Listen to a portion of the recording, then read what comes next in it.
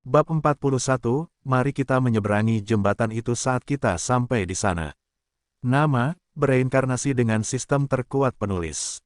Plus mematikan mengatur ulang. Ini, Cedric tergagap saat dia menatap ribuan direwolves yang telah menumpuk di luar kota Lon. Bagaimana Lon bisa selamat dari Bistide?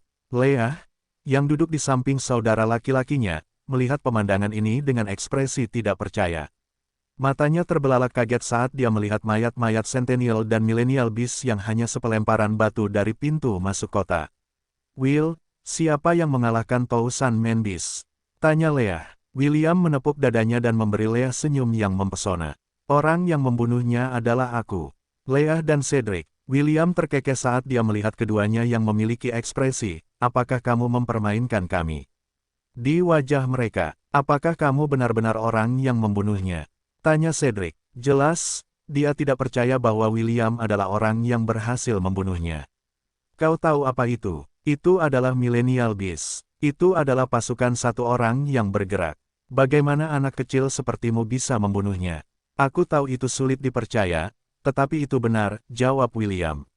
Jika kau meragukanku, kau bisa bertanya kepada orang dewasa di desa. Bagaimana kau membunuhnya? Tanya Leah. Dia telah mengenal William selama beberapa tahun. Meskipun William suka menyombongkan diri, Leah tahu bahwa anak laki-laki itu adalah seseorang yang tidak suka berbohong. Cedric melirik adiknya sebelum mengalihkan pandangannya ke William. Kedua bersaudara itu benar-benar penasaran tentang bagaimana William berhasil melakukan hal yang mustahil. Yah, kakek dan yang lainnya telah melemahkannya secara signifikan. Akulah satu-satunya yang memberikannya pukulan terakhir, jelas William. Pada akhirnya, dia memutuskan untuk mengecilkan pertempuran melawan Millennial Beast. Dengan cara ini, Cedric dan Leah akan dapat menerima penjelasannya. Begitu, Cedric menganggukkan kepalanya tanda mengerti. Ayahnya, Sebas, sering mengatakan bahwa James adalah orang yang sangat kuat. Cedric tidak tahu seberapa kuat dia. Meski begitu, dia dengan mudah menerima penjelasan ini. Leah menatap William dengan pandangan menilai. Meskipun William berkata bahwa dia hanya memberikan pukulan terakhir pada monster itu, Leah merasa bahwa ada makna yang lebih dalam pada ceritanya. William dengan santai membalik rambutnya sambil tersenyum percaya diri kepada Leah. Kakak, aku tahu aku tampan. Namun, jika kamu terus menatapku seperti itu, bahkan orang yang berkulit tebal sepertiku akan merasa malu. Petik 2. Sepertinya sifat narsismu semakin memburuk sejak terakhir kali aku melihatmu. Leah tersenyum manis kepada William. Terima kasih atas pujianmu. Aku tidak memujimu. Kedua anak itu bertengkar sebentar saat mereka berjalan menuju kediaman Ainsworth. Cedric, di sisi lain, menggelengkan kepalanya tanpa daya. Dia mengesampingkan masalah William yang membunuh binatang 1000 manusia dan mempersiapkan diri untuk bertemu dengan para pengawas Lon. Para penyintas lainnya dipandu oleh Helen ke balai kota yang akan menjadi tempat tinggal sementara mereka. Tempat tidur dan kebutuhan lainnya telah disiapkan termasuk makanan dan air. Mengenai pakaian, penduduk kota Lon telah menyumbangkan pakaian bekas mereka untuk mereka kenakan. Meskipun mereka masih merasa sedih tentang apa yang terjadi pada Fuchsia, para penyintas tersentuh oleh keramah tamahan Lon. Setelah memastikan bahwa orang-orang mereka dirawat dengan baik, Cedric dan Leah mengikuti William menuju kediaman Ainsworth. Ketika mereka tiba di perkebunan, mereka melihat 3 orang menunggu mereka di pintu masuk. James, Mordred, dan Anna ada di sana untuk menyambut tamu mereka. Cedric, Leah, selamat datang di Lon, James. Menyapa kedua anak itu sambil tersenyum. Saya sangat menyesal atas apa yang terjadi pada Sebas dan Fuchsia. Lord Ainsworth, terima kasih telah menerima kami, jawab Leah sambil tersenyum. Saya harap kami tidak akan merepotkan Anda dan keluarga Anda. Omong kosong, James menepuk kepala Leah. Di mataku, kau dan Cedric adalah keponakanku. Kalian berdua adalah keluarga. Panggil aku kakek seperti yang selalu kau lakukan. Lord Ainsworth terlalu kaku untuk seleraku. Terima kasih, kakek. Itu lebih baik. Terima kasih, Paman, kata Cedric sambil tersenyum. Aku harap kita berdua bisa berbicara dengan baik tentang situasi di Fuchsia. Leah mendesah saat dia menatap kakaknya dengan tatapan menegur. Terkadang, dia benar-benar membenci sikap keras kepala dan lugas kakaknya. Kakek, maafkan kakakku karena terlalu lugas.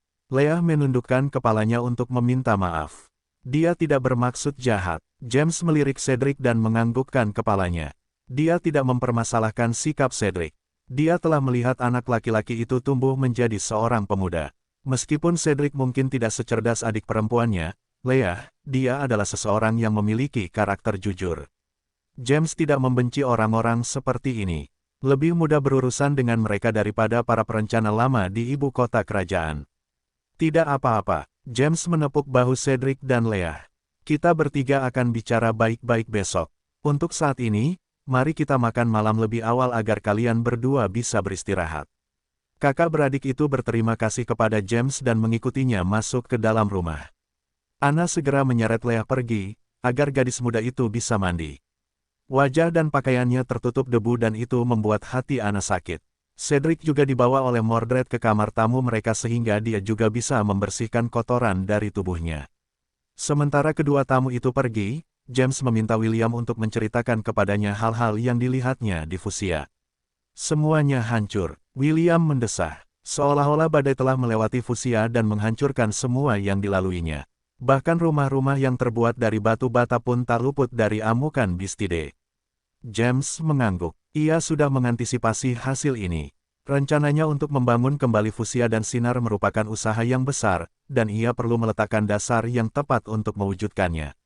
William, ada hal lain yang perlu kukatakan padamu. Ya, kakek, saat ini kita sedang kedatangan tamu, kata James sambil mengusap kepala cucunya dengan tangannya. Sebaiknya pilih tempat dan waktu yang tepat saat kau mengaktifkan cincin penaklukan.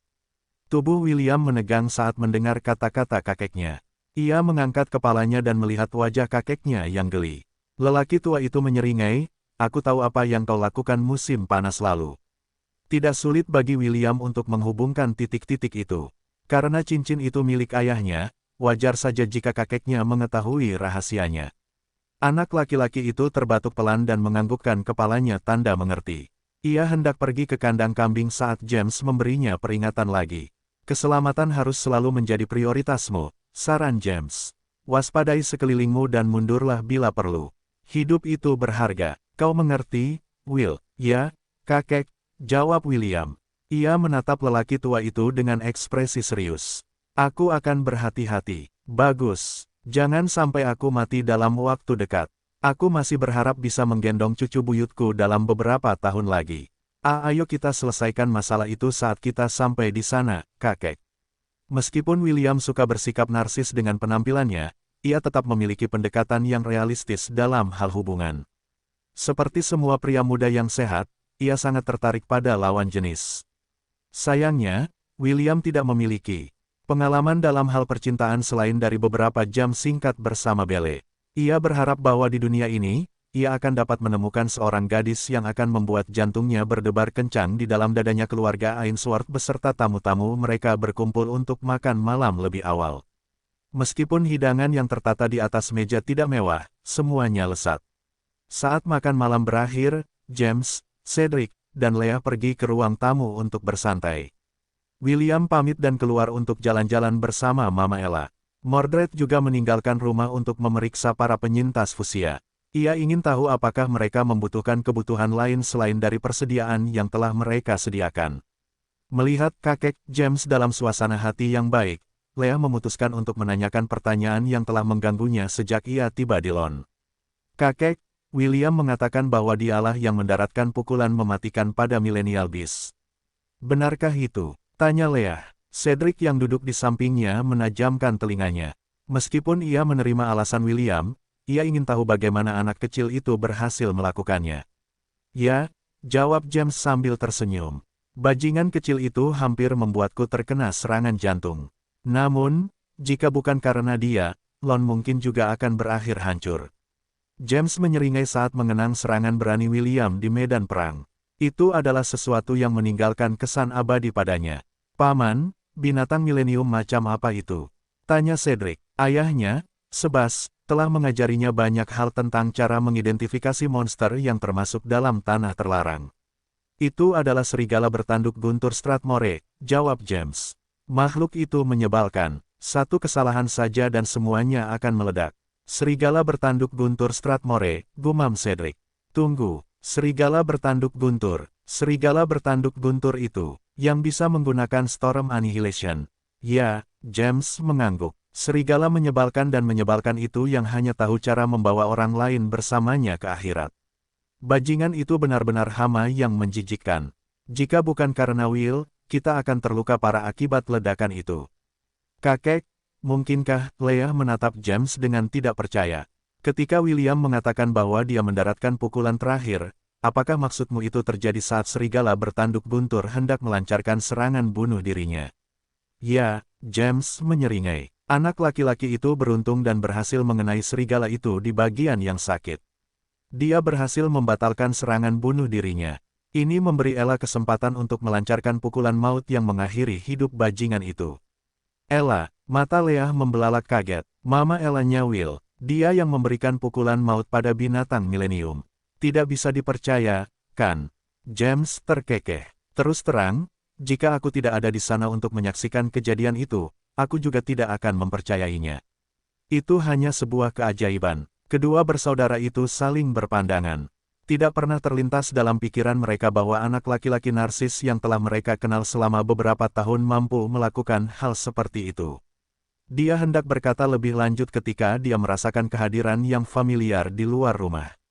James tidak merasakan permusuhan apapun dari kehadiran itu. Sebaliknya, dia merasakan keakraban. Tamu itu bertahan beberapa saat sebelum menghilang sepenuhnya. Kakek, ada yang salah. Leah melihat perubahan mendadak pada ekspresi James dan bertanya-tanya apakah pertanyaan mereka entah bagaimana telah menyinggung lelaki tua yang baik hati ini. Tidak, jawab James sambil tersenyum. Aku akan keluar untuk berpatroli di kota sebentar. Kalian berdua dapat melakukan apapun yang kalian inginkan untuk saat ini. Silakan, buat diri kalian merasa seperti di rumah sendiri. Tanda hubung tanda hubung tanda hubung tanda hubung. James berjalan santai menuju sisi timur lawn sambil menyenandungkan sebuah lagu.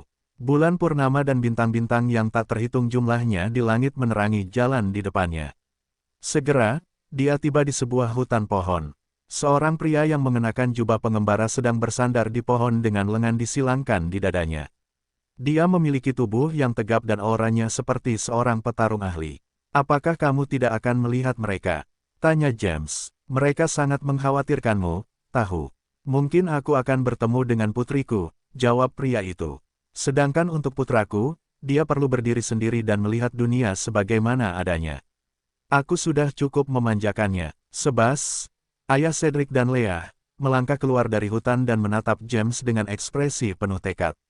Apa rencanamu? James mengangkat sebelah alisnya. Apakah kau ingin aku membantu putramu membangun kembali Fuchsia? Lord Ainsworth, kuserahkan anak-anakku ke tanganmu, Sebas menundukkan kepalanya. Aku berencana untuk mengunjungi beberapa teman lamaku dan melihat apakah mereka masih hidup dan sehat. Mengenai pembangunan kembali Fuchsia, kau dapat membicarakannya dengan anak-anakku. Kadang-kadang, aku berharap Leah adalah seorang laki-laki. Dia memiliki otak yang cerdas dan dia juga berbakat dalam sihir.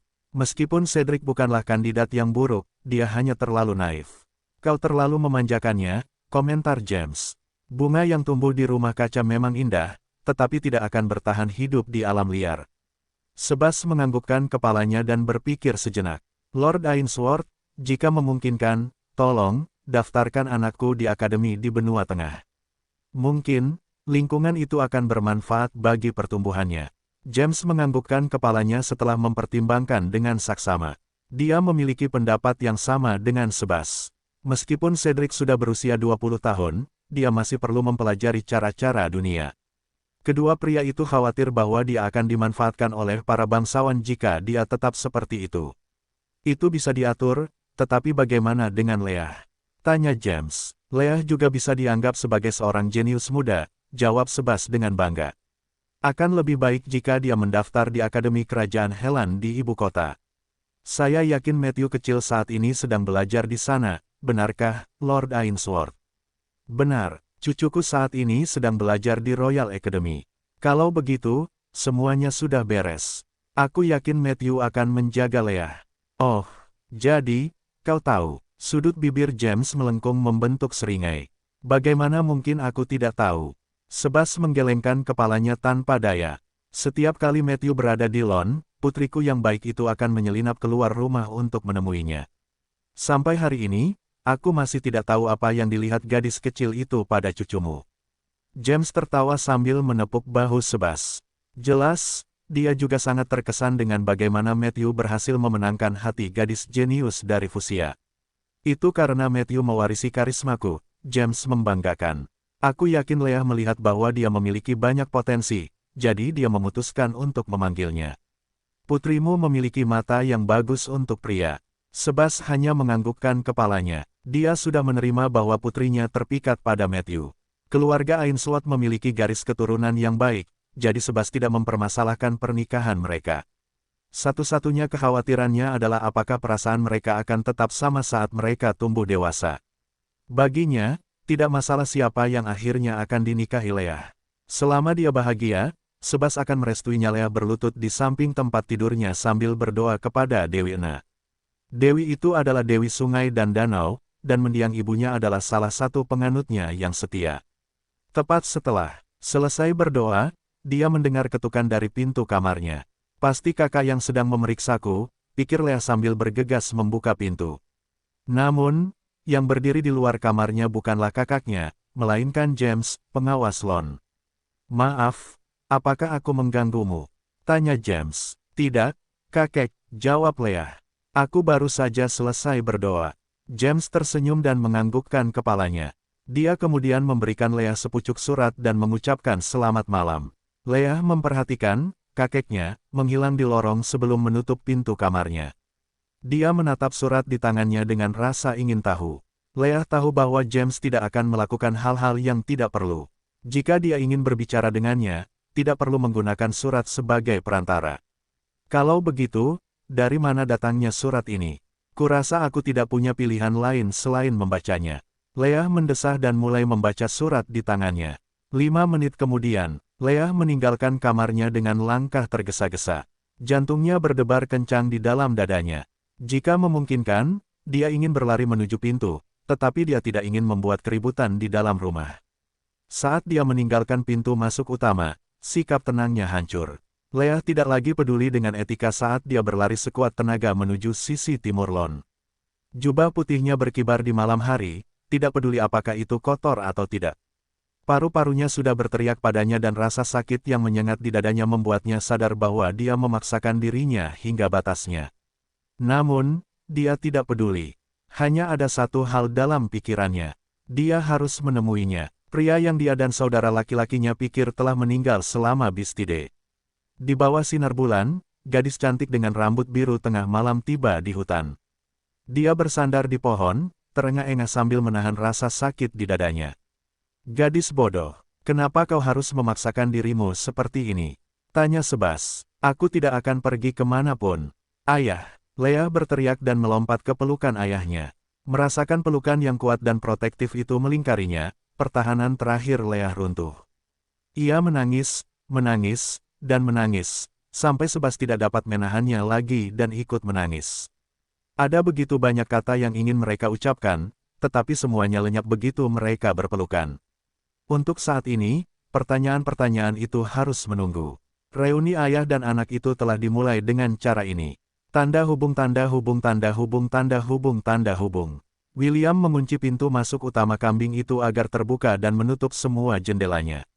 Kakeknya telah mengingatkannya bahwa ia harus lebih waspada terhadap sekelilingnya saat menggunakan cincin penaklukan.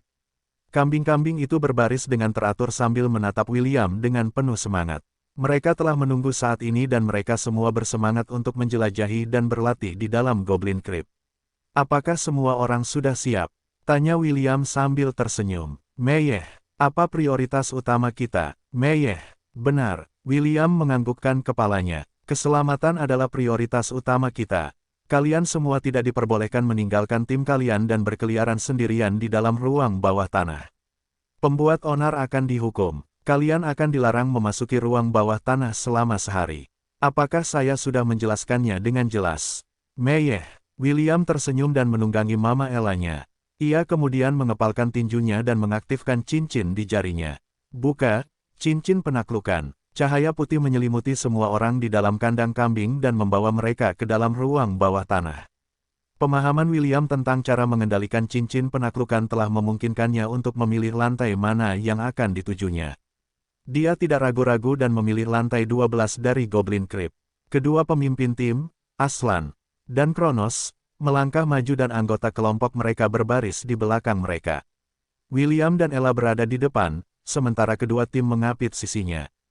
Perbedaan antara lantai ke-11 dan lantai 12 adalah jumlah Hobgoblin dalam satu kelompok. 2 Hobgoblin prajurit dan 1 pemanah Hobgoblin adalah komposisi kelompok yang paling umum di lantai mereka saat ini. Terkadang, ada pengecualian di mana ada 2 pemanah dan hanya 1 prajurit dalam kelompok. Meski begitu, itu tidak membuat banyak perbedaan terhadap kawanan kecil kambing yang memandang mereka, bukan sebagai monster, tetapi sebagai poin pengalaman. Taktik kambing Amorian sangat sederhana. Mereka pertama-tama menggunakan serangan cepat untuk mendekati target mereka. Selanjutnya, mereka menggunakan serangan tanduk untuk menimbulkan kerusakan yang lebih besar. Anak panah yang ditembakkan para pemanah itu langsung diblok oleh peluru es William. Pertarungan itu langsung menjadi pertarungan satu sisi begitu kambing-kambing itu tiba dalam jarak dekat. 7 jam kemudian, kelompok itu berhasil membersihkan lantai 12 dengan mudah. William memerintahkan mereka untuk beristirahat selama 1 jam sebelum melanjutkan penjelajahan. Lantai 13 sedikit lebih sulit karena ada 4 Hobgoblin di setiap kelompok. Untuk mengatasi formasi ini, Aslan dan Kronos memutuskan untuk membagi tim mereka. William hanya memberi mereka saran dan kedua pemimpin itu menindaklanjutinya dengan ekspresi penuh tekad. 3 kambing per Hobgoblin, itulah rencana pertempuran baru yang telah mereka rancang. Pertempuran itu memakan waktu lebih lama, tetapi hasilnya memuaskan. Setelah 2 hari, William dan yang lainnya membersihkan lantai ke-13, dan turun ke lantai ke-14. Kambing-kambing itu telah naik level dan semuanya saat ini berada di level 20. Di sisi lain, Ella sekarang berada di level 10. Setelah pertimbangan yang matang, William memutuskan untuk mengalokasikan poin keterampilannya pada 2 keterampilan ofensif yang sesuai dengan pangkatnya. Kurang dari Wild Chase 10/10 lebih besar dari 30 poin mana, menyelubungi diri dengan kekuatan batin dan menyerang target dengan liar. Kerusakan yang diberikan setara dengan statistik kekuatan X10. Memberikan 2x kerusakan pada monster tipe binatang. Memiliki peluang untuk membuat musuh pingsan.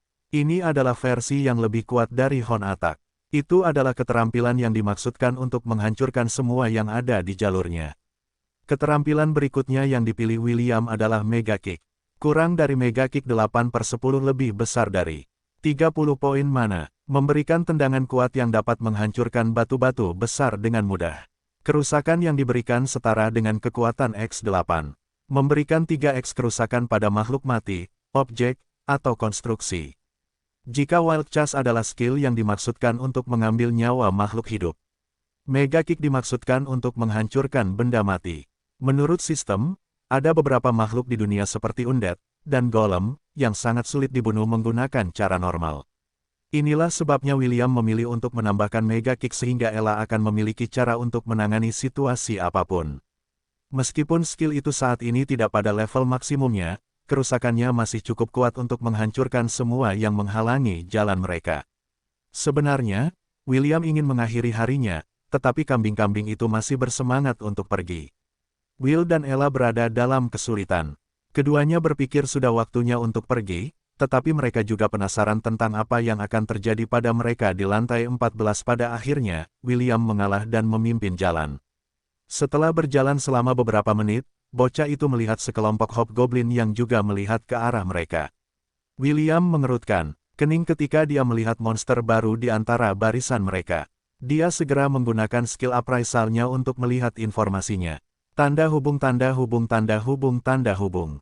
Kurang dari Hobgoblin Saman lebih besar dari Goblin dengan afinitas untuk menggunakan sihir dan telah berevolusi menjadi Hobgoblin Saman. Spesialisasi dalam penggunaan sihir gelap dan elemental. Monster ini lebih kuat dari pemimpin Hobgoblin dengan 1 peringkat. Tanda hubung tanda hubung tanda hubung tanda hubung. Ekspresi William segera menjadi serius. 1 peringkat lebih tinggi dari pemimpin Hobgoblin.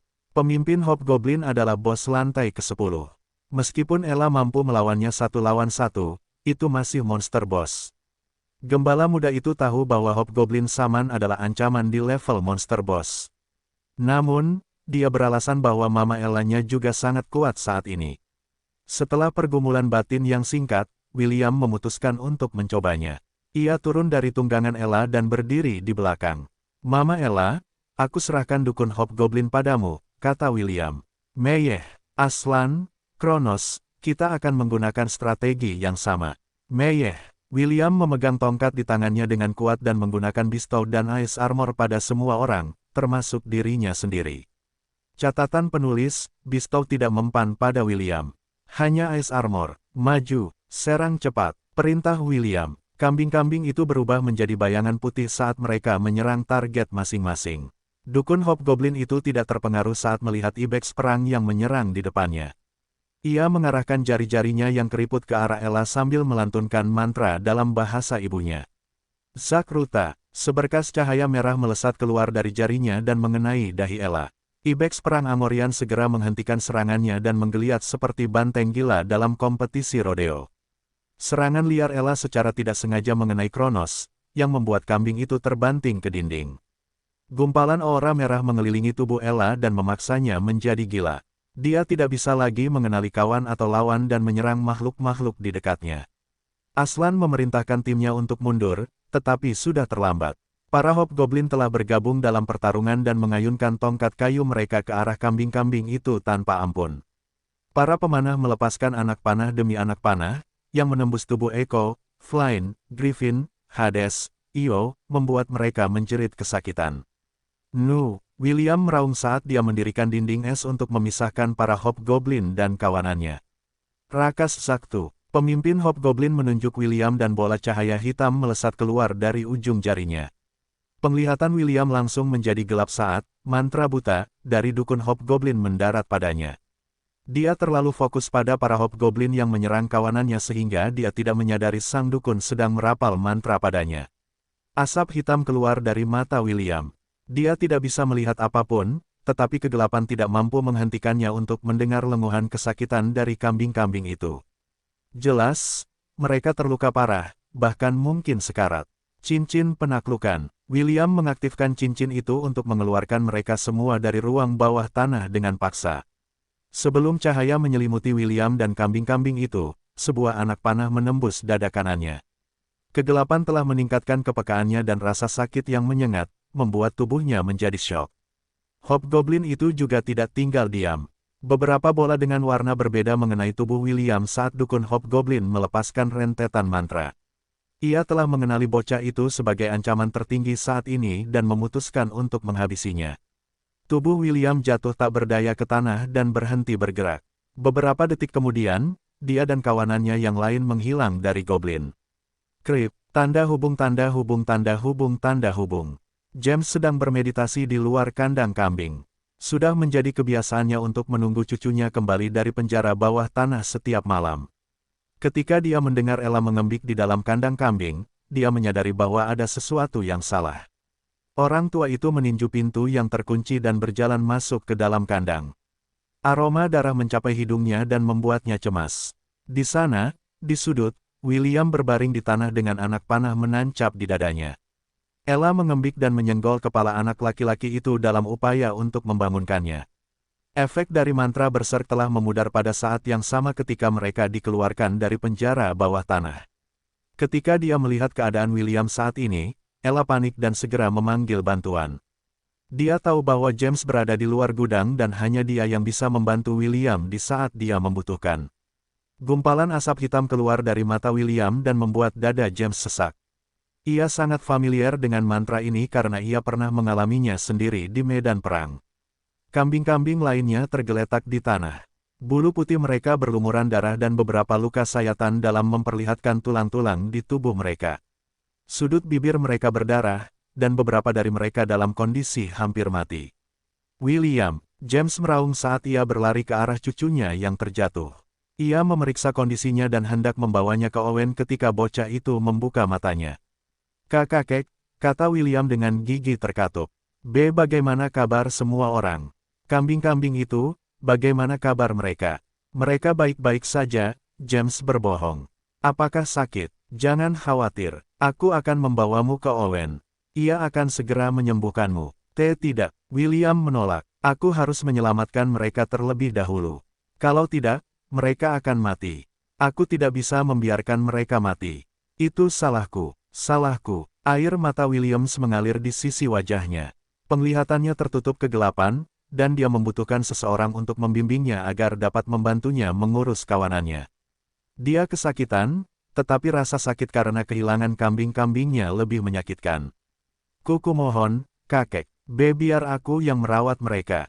Baiklah, James tidak punya pilihan selain menyetujui permohonan William. Dia menggendongnya dan mendekati kambing yang diberi nama Kronos oleh William. S-System, B tolong aku. Kurang dari ada yang bisa kubantu. Lebih besar dari, Mas, P pertolongan pertama. Kurang dari mengerti. Lebih besar dari, kurang dari membuat keterampilan khusus. Lebih besar dari, kurang dari host telah mempelajari keterampilan, pertolongan pertama masal lebih besar dari. William tidak punya waktu untuk menyembuhkan kambing-kambing itu satu persatu. Dia tahu bahwa waktunya hampir habis dan dia hanya bisa memohon sistem untuk membantunya. Untungnya, sistem mengakomodasi permintaannya dan menciptakan keterampilan yang dibutuhkannya. Tanda hubung tanda hubung tanda hubung tanda hubung tanda hubung. Kurang dari pertolongan pertama masal lebih besar dari 250 poin mana. Menyembuhkan 20 poin kesehatan setiap anggota kawanan. Hanya berfungsi untuk makhluk yang termasuk dalam kawanan. Keterampilan ini tidak dapat ditingkatkan. Tanda hubung tanda hubung tanda hubung tanda hubung tanda hubung. James mengarahkan tangan cucunya dan meletakkannya di atas kepala Kronos. Anak laki-laki itu tidak membuang waktu lagi dan menggunakan keterampilan, pertolongan pertama masal berulang kali.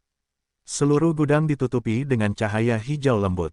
William terus menggunakan keterampilan itu sampai dia menghabiskan semua cadangan mananya. Setelah sisa-sisa kekuatan sihir terakhir meninggalkan tubuhnya, William akhirnya kehilangan kesadaran. James melesat keluar dari gudang begitu dia melihat cucunya pingsan. Dia langsung menuju satu-satunya life magus Dillon. Ella mengejarnya saat dia berlari di belakang lelaki tua itu. Dia masih dalam bentuk ibex perang yang memungkinkannya untuk mengimbangi gerakan cepat James. Owen, tolong. James menendang pintu rumah Owen tanpa peduli apakah orang itu akan marah atau tidak. Pintu kayu itu pecah dan serpihan kayu beterbangan ke segala arah. Dasar bajingan, apa yang kau kira kau lakukan? Owen meraung sambil berlari menuruni tangga dengan marah. Dia sedang tidur nyenyak bersama istrinya beberapa detik yang lalu ketika dia mendengar suara pintu depan mereka yang dibanting. Hal pertama yang dilihatnya adalah James menggendong William di tangannya. Ada anak panah yang menancap di dada bocah itu dan gumpalan asap hitam mengepul dari matanya yang tertutup. Ekspresi marah Owen langsung berubah muram saat dia memahami situasinya. Baringkan dia, perintah Owen. Jangan katakan apapun sampai aku selesai menyembuhkannya, apakah kamu mengerti? Ya, aku hanya bilang kamu tidak boleh mengatakan apapun. James ingin menamparkan lelaki tua itu karena bersikap tidak masuk akal, tetapi tahu bahwa sekarang bukan saatnya untuk berdebat. Keselamatan William adalah prioritasnya, jadi dia menutup mulutnya dan menyaksikan Owen menggunakan sihir kehidupannya pada cucunya. Owen memegang erat anak panah yang mencuat dari dada bocah itu dan mencabutnya dalam satu kali percobaan. Dia segera menerapkan sihir penyembuhan untuk menutup lukanya. Setelah itu, dia menggunakan mantra diagnostik untuk memindai tubuh William secara menyeluruh. Sihir kegelapan, kebutaan, racun, dan korosi.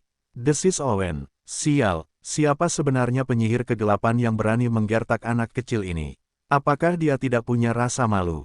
Owen bingung. Mantra semacam ini bukanlah sesuatu yang bisa dilakukan oleh penyihir biasa. Hanya penyihir kegelapan di lingkaran keempat yang mampu menggunakan sihir kegelapan tingkat ini. Meskipun ada penyihir kegelapan di Lon, orang itu tidak akan pernah menyakiti siapapun di kota. Owen tahu bahwa ini adalah pekerjaan seseorang di luar lingkaran pertemanan mereka. Untuk sementara waktu, ia singkirkan dulu pikiran-pikiran itu dari benaknya, dan menyibukkan diri menghilangkan kutukan-kutukan di tubuh William. Bagaimana keadaannya? Tanya James setelah Owen selesai mengobati luka William. Tenangkan dirimu, orang tua. Owen mendengus. Cucumu baik-baik saja. Sekarang, katakan padaku, bagaimana ini bisa terjadi? Apakah kita diserang? Apakah para bangsawan bergerak? Tidak, James menggelengkan kepalanya dengan tegas. Kita tidak diserang, dan ini tidak ada hubungannya dengan para bangsawan. Lalu bagaimana? Owen menyipitkan matanya. Selin tidak akan pernah menyakiti siapapun di kota ini. Jangan bilang ini perbuatannya. Bahkan jika kau membunuhku, aku tidak akan percaya. Tidak, ini bukan perbuatan Selin. James mendesah dan memutuskan untuk berterus terang. William mewarisi cincin penaklukan. Mungkin dia bertemu monster kuat selama penjelajahannya. Apa? Seru Owen. Apa katamu? Dia. Set. James melotot ke arah orang tua gagap di depannya. Jangan beritahu siapapun. Satu-satunya orang yang tahu tentang ini adalah aku, kamu, dan putraku, Mordred. Kamu mengerti konsekuensinya jika masalah ini terungkap, bukan? Owen mendecakkan lidahnya. Jika memungkinkan, dia ingin melupakan bahwa James telah berbagi rahasia ini dengannya. Cincin penaklukan adalah pusaka kerajaan milik ras iblis. Jika mereka mengetahui bahwa itu dimiliki oleh bocah berusia 10 tahun, maka Raja Iblis pasti akan mengirim jenderalnya untuk mengambilnya, berapapun biayanya. Baiklah, aku tidak akan memberitahu siapapun. Owen berjanji. Namun, kita harus menangani masalah ini dengan benar. Kamu terlalu ceroboh. Apakah kamu pikir semua orang di Lon buta dan tuli? Kamu membobol rumahku dan membuat keributan. Tidak mungkin untuk menutupi ini. Kita harus memikirkan alasan. James mendesah dan merasa sedikit menyesal. Kekhawatirannya telah mengalahkan akal sehatnya. Dia telah membuat keributan di depan semua orang dan rasa ingin tahu mereka akan membuat mereka bertanya. Untungnya, Owen telah mendirikan penghalang di sekitar rumahnya untuk mencegah siapapun memata-matai mereka. Meskipun mereka mempercayai rekan-rekan mereka, mereka tidak bisa mengambil risiko membiarkan rahasia William diketahui semua orang. Semakin sedikit orang yang tahu, semakin baik. Biarkan William tinggal bersamaku untuk sementara waktu, kata Owen setelah memikirkan semuanya. Beritahu semua orang bahwa dia telah menderita Evocation Madness dan perlu dipantau selama beberapa hari. Evocation Madness adalah kondisi di mana kekuatan sihir seorang penyihir lepas kendali. Ini mirip dengan menjadi gila. Satu-satunya perbedaan adalah kali ini, sihir yang terlibat, bukan kekuatan fisik. Itu memang solusi terbaik. James menganggukkan kepalanya tanda setuju. Semua orang melihat William menggunakan sihir. Mengalami kondisi ini sangat umum di antara mereka yang baru saja membangkitkan kekuatan mereka. Kedua lelaki tua itu berdiskusi selama setengah jam lagi sebelum berpisah. James juga berjanji akan memanggil tukang kayu untuk memperbaiki pintu Owen yang rusak begitu pagi tiba. James butuh waktu cukup lama untuk meyakinkan Ella yang khawatir untuk kembali ke kandang kambing bersamanya. Ella sangat enggan untuk pergi, tetapi James berhasil meyakinkannya pada akhirnya. Kejadian malam itu selesai keesokan harinya dan semua orang menerima penjelasan James. Kronos, Aslan, dan kambing-kambing lainnya juga dalam perjalanan menuju pemulihan penuh.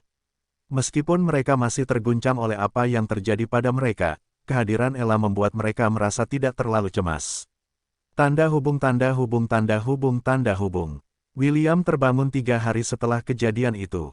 Owen adalah penyihir kehidupan yang sangat kuat dan sangat mudah baginya untuk menyembuhkan luka-luka anak laki-laki itu. Alasan mengapa ia butuh waktu 3 hari untuk bangun adalah karena kelelahan mental yang dideritanya selama pertarungan melawan dukun Hobgoblin. Terima kasih atas segalanya, Tuan Owen, kata William sambil menundukkan kepalanya dengan hormat. Tidak apa-apa, jawab Owen sambil melambaikan tangannya dengan santai. Kamu lapar, sangat, makanlah. Kita lanjutkan pembicaraan kita setelah kamu selesai makan. William dengan senang hati menyantap sup ayam yang disajikan oleh pelayan Owen. Aroma yang menggoda menajamkan inderanya dan rasa yang lezat membawa kehangatan ke dalam jiwanya. Owen memperhatikan anak laki-laki itu makan sambil tersenyum. Sayang, kamu di sini. Suara lembut dan halus seorang wanita terdengar dari luar kamar William. Aku di sini, sayang, jawab Owen. Sini, ini saat yang tepat untuk memperkenalkanmu kepada tamu kita. Baiklah, aku masuk, jawab wanita itu. William mengangkat kepalanya untuk melihat ke arah pintu. Seorang wanita cantik berambut pirang dan bermata hijau berjalan ke arah Owen sambil tersenyum. William tahu bahwa wanita itu baru berusia awal 20-an. Dia berasumsi bahwa wanita itu adalah putri Owen. Wanita cantik itu meraih salah satu kursi lain yang bersandar di dinding dan membawanya, sehingga dia bisa duduk di samping Owen. Dia kemudian duduk di samping lelaki tua itu dan memegang tangannya. Owen tersenyum dan memberi isyarat untuk memperkenalkan William. Sarah, ini William. Dia cucu James. William, ini istriku, Sarah. Aku harap kalian berdua akur. Puff. William meludahkan sup ayam yang lezat ke dalam mulutnya saat mendengar perkenalan Owen. Istri, dia istrimu, ya? Jawab Owen dengan ekspresi puas di wajahnya. Dia tampaknya tidak keberatan bahwa William telah membuat kekacauan di dalam ruangan. Ini bukan pertama kalinya Owen melihat reaksi seperti ini. Dia sudah terbiasa dengan hal itu. Bahkan, dia senang melihat reaksi orang-orang ini. Itu benar, Sarah tersenyum manis. Owen adalah suamiku. Kami sudah menikah selama 2 tahun. Sapi tua ini menang besar dan berhasil memakan rumput muda yang cantik, pikir William. Jahe tua itu masih pedas. Sarah mengobrol dengan William, tetapi dia tidak tinggal lama. Setelah mencium Owen, dia meninggalkan ruangan dan kembali melakukan tugasnya. Bukankah istriku cantik? Tanya Owen. Ya, jawab William dengan ekspresi rumit. Sangat. Baiklah, karena kamu sudah selesai makan, saatnya membicarakan hal yang serius, kata Owen. James sudah memberitahuku bahwa kamu memiliki cincin penaklukan. Aku yakin dia sudah memberitahumu bahwa rahasia ini tidak boleh diketahui banyak orang, kan? Ya, .. 2. Bagus. Sekarang ini membuat segalanya lebih mudah. Katakan padaku, apa yang kamu hadapi hingga menderita luka seperti itu? Hanya penyihir hitam yang kuat yang bisa menggunakan kutukan setingkat itu. William memutuskan untuk berterus terang dan memberitahu Owen tentang pertempurannya melawan dukun Hobgoblin. Dia tidak menyembunyikan apapun dan menceritakan kejadian itu dari awal hingga akhir. Orang tua itu mendengarkan saat William menceritakan kisahnya. Meskipun dia tidak mengatakan apa-apa, William dapat melihat ekspresi tidak setuju di wajah lelaki tua itu, dan itulah yang terjadi. William mendesah. Itu salahku karena meremehkannya. Owen memukul kepala William dengan telapak tangannya yang membuat bocah itu menjerit kesakitan. Bodoh. Aturan pertama penjelajahan bawah tanah adalah jangan pernah meremehkan lawanmu. Owen mengomel. Kau sadar bahwa jika kau tidak bereaksi tepat waktu dan menggunakan cincin itu, kau dan kambing-kambingmu akan mati. Petik 2. Ya, William merasa dirugikan, tetapi itulah kebenarannya. Ia tidak berani mencari alasan atas kesalahan yang telah diperbuatnya. Dengar baik-baik, Will kecil, kata Owen dengan ekspresi serius. Ada saat-saat di mana kekuatan murni tidak berguna. Penyihir hitam ditakuti oleh banyak orang, tahukah kau mengapa? Apakah karena kutukan mereka? Ya dan tidak. Owen menggerutu sambil memanggil bola cahaya putih di tangannya. Alasan mengapa penyihir hitam ditakuti adalah karena mereka dapat membunuh orang tanpa korbannya mengetahui bagaimana mereka mati. Kutukan mereka dapat menembus tubuh orang itu dan menghancurkannya dari dalam. Sebuah titik hitam muncul di tengah bola cahaya putih di tangan Owen. Kemudian titik itu membesar secara bertahap hingga menutupi seluruh cahaya di bola itu dan mengubahnya menjadi bola hitam penuh kebencian. Proses ini bisa memakan waktu bertahun-tahun, tetapi satu hal yang pasti, Owen berkata. Begitu seorang penyihir hitam memutuskan untuk membunuh seseorang, akan sangat sulit bagi siapapun untuk bertahan hidup. Untungnya, dukun Hobgoblin yang kau lawan hanya berada di lingkaran keempat. Mantra-mantra itu dapat dilenyapkan oleh seseorang dengan pangkat sepertiku. Namun, jika kau dikutuk oleh seseorang yang setara atau melampaui pangkatku, maka tidak ada apapun di dunia ini yang dapat menyelamatkanmu. Aku jamin kau akan mengalami kematian yang sangat lambat dan menyakitkan. Inilah sebabnya orang-orang tidak suka bergaul dengan penyihir hitam. William mendengarkan penjelasan Owen dan mengerutkan kening. Ia kemudian menatap lelaki tua itu dengan ekspresi serius dan mengajukan pertanyaan yang sudah lama ingin ia tanyakan sejak lelaki tua itu mulai berbicara tentang sihir hitam. Lalu, Tuan Owen, bagaimana aku bisa melawannya? Tanya William. Yah, ada banyak cara untuk melawan sihir hitam. Hal pertama yang harus kau lakukan adalah, bunuh dukun Hobgoblin sebelum dia membunuhmu, jawab Owen. Aku hanya merasa aneh bagi seorang anak berusia 10 tahun sepertimu untuk bertanya padaku bagaimana cara melawan dukun Hobgoblin.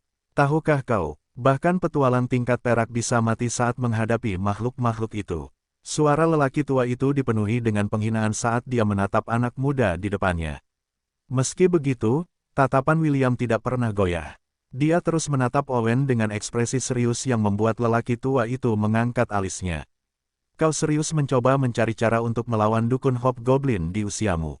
Tanya Owen. Kenapa? Apa kau mencoba memenuhi tenggat waktu atau semacamnya? Tidak, William menggelengkan kepalanya. Aku hanya ingin menjadi lebih kuat. Pertarungan melawan binatang milenium membuatku sadar bahwa aku hanyalah seekor semut yang dapat dengan mudah mati begitu makhluk setingkat itu memutuskan untuk menginjakku. Yah, kau tidak salah. Owen harus mengakui bahwa logika anak laki-laki itu mengandung beberapa kebenaran. Setelah merenung sebentar, Owen memutuskan untuk memberi anak laki-laki itu beberapa nasihat untuk mengatasi kesulitannya saat ini. Ada 3 cara untuk mengatasi situasimu saat ini. Seperti yang kukatakan, yang pertama adalah membunuh goblin saman sebelum dia membunuhmu. Ini berarti kau harus menggunakan mantra jarak jauh atau serangan yang dapat membunuhnya dari jarak yang aman. Cara kedua adalah mempelajari sihir cahaya atau sihir kehidupan. Meskipun kedua sihir itu memiliki akar yang sama, keduanya tetap memiliki tujuan yang berbeda. Sihir cahaya banyak digunakan oleh para ulama, pendeta, dan paladin. Kau bahkan dapat mengatakan bahwa mereka adalah musuh bebuyutan sihir hitam. Owen berhenti sejenak untuk membiarkan William mencerna penjelasannya. Dia mengerti bahwa ini mungkin sulit dipahami oleh anak berusia 10 tahun, tetapi karena anak laki-laki itu serius, dia memutuskan untuk bersikap serius juga. Kalau begitu, cara terakhir untuk mengalahkan sihir hitam adalah melawannya dengan sihir hitam. Owen menyeringai. Apakah kau tahu pepatah itu? Mata ganti mata, gigi ganti gigi, dan melawan api dengan api. Begitu kau menguasai sihir hitam, akan sangat sedikit mantra status yang dapat membahayakanmu. Jadi, Will kecil, apa yang akan kau lakukan? Biar kukatakan ini terlebih dahulu. Jika kau ingin mempelajari sihir hitam, orang-orang akan menjauhimu seperti wabah. Meskipun sihir hitam tidak selalu jahat, mereka yang menggunakannya akan diperlakukan seperti itu. William menundukkan kepalanya saat ia tenggelam dalam pikiran yang dalam. Ia mempertimbangkan pro dan kontra dari saran Owen. Setelah berpikir selama 10 menit, William mengangkat kepalanya dan mengatakan jawabannya. Tuan Owen, saya ingin belajar. Petik 2. Tanda hubung tanda hubung tanda hubung tanda hubung tanda hubung. Meyeh, meyeh, meyeh, meyeh. Setelah berbicara dengan Owen, William kembali ke kediaman Ainsworth. Setelah bertemu dengan kakek, paman, dan bibinya, ia langsung menuju kandang kambing untuk memeriksa kawanannya. Ia langsung dikelilingi oleh Aslan, Kronos, dan kambing-kambing lainnya. William berjongkok di tanah dan memeluk semua orang. Kambing-kambing mengelilinginya dan menempelkan dahi mereka ke tubuhnya. Anak laki-laki itu merasakan kasih sayang dan perhatian mereka dan itu membuatnya merasa hangat. Ella melihat pemandangan ini dengan ekspresi tenang. Ia ingin melangkah maju dan menyandarkan kepalanya di bahu William, tetapi ia menahannya. Ibu kedua William memahami bahwa putranya perlu memberikan kambing-kambing itu sedikit rasa nyaman untuk meredakan kecemasan yang telah membuat mereka kelelahan beberapa hari terakhir ini. Setelah beberapa saat, kambing-kambing itu akhirnya merasa kenyang dan kembali bersemangat. Mama, William berdiri dan merentangkan kedua tangannya lebar-lebar. Ella melangkah maju dan menjilati wajah anak laki-laki itu. William terkikik karena lidah mamanya terasa sangat geli. Ia memeluk leher mamanya dan mengusap puncak kepalanya. Itulah cara mereka untuk meyakinkan satu sama lain bahwa semuanya baik-baik saja. Keluarga Ainsworth, bersama Leah dan Cedric, makan siang bersama. Kedua saudara itu merasa lega mengetahui bahwa William telah pulih dari Evocation Madness. William telah diberitahu sebelumnya bahwa ini adalah penjelasan yang diberikan Owen dan James kepada rekan-rekan mereka, jadi ia harus berpegang pada penjelasan ini. Saat makan siang, William memperhatikan bahwa Leah tampak lebih bersemangat dibandingkan saat terakhir kali ia melihatnya. Ia bahkan tersenyum dan anak laki-laki itu tahu bahwa ia tidak berpura-pura. Apakah sesuatu yang baik terjadi, kakak? Tanya William. Kau tampak lebih cantik daripada terakhir kali aku melihatmu. Benarkah? Leah memberi William senyuman yang sangat manis. Senyum yang cukup manis untuk membuat giginya membusuk. Ya, William menganggukkan kepalanya. Apakah sesuatu yang baik benar-benar terjadi? Mungkin, jawab Leah. Ia menjulurkan lidahnya dengan nada bercanda, tetapi tidak mengatakan apapun lagi.